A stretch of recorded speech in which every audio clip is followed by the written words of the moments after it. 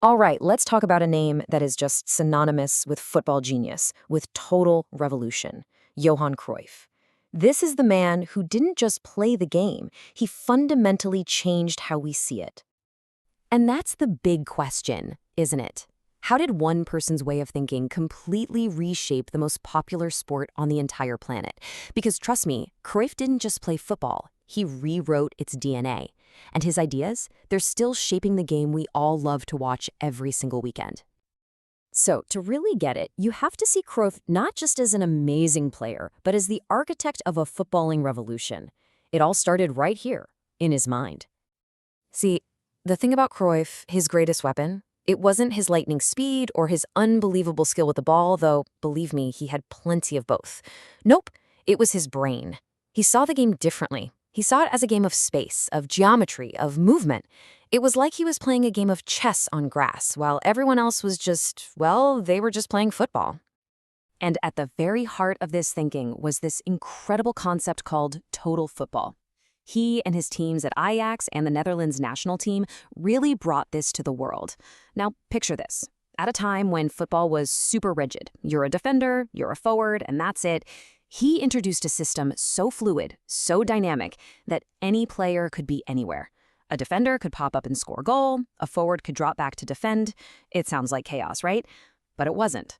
It was this highly intelligent, beautifully organized system where every single player had to think like every other player on that pitch.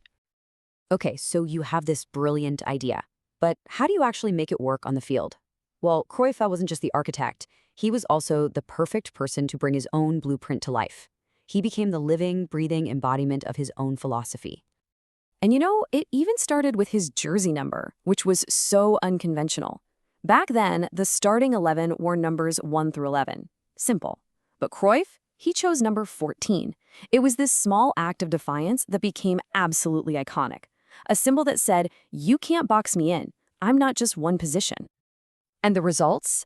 Oh man, the results were just sheer dominance. With his Ajax team, he led them to 3 straight European Cups. That's the biggest prize in club football, while he himself was winning the Ballon d'Or as the world's best player 3 different times.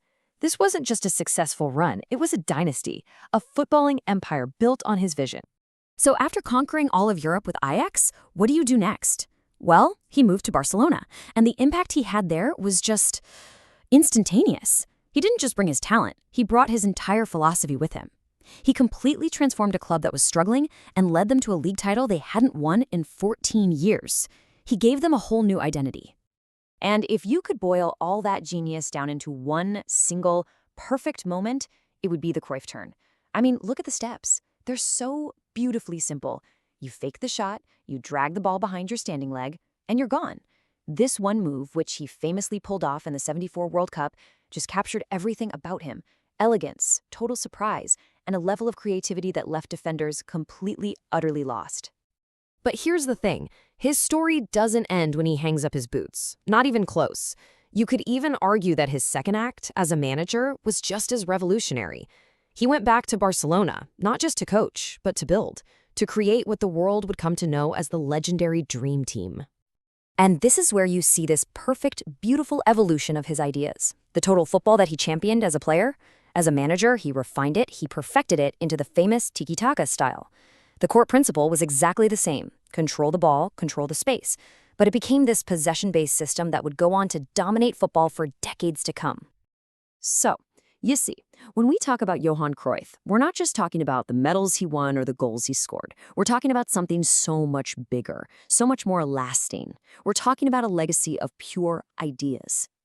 I mean, just think about the ripple effect. Pep Guardiola, who played for Cruyff in that dream team, took those principles and built some of the greatest club teams in the history of the sport. Players like Xavi became the on-field masterminds of that system.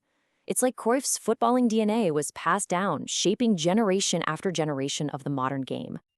And you know, his influence went way beyond the professional pitch. He truly believed in the power of sport to help people. So he founded the Johan Cruyff Foundation, creating safe places for kids all over the world, especially those with disabilities, to play and grow through the game that he loved so much. So, that leaves us with one final thought, one last question. Trophies are great, but they gather dust on a shelf. An idea, though? A powerful idea can be passed on, it can evolve, and it can inspire. Johan Cruyff gave football an idea that didn't just win games. It changed the way we think about them. And that is a legacy that is truly immortal.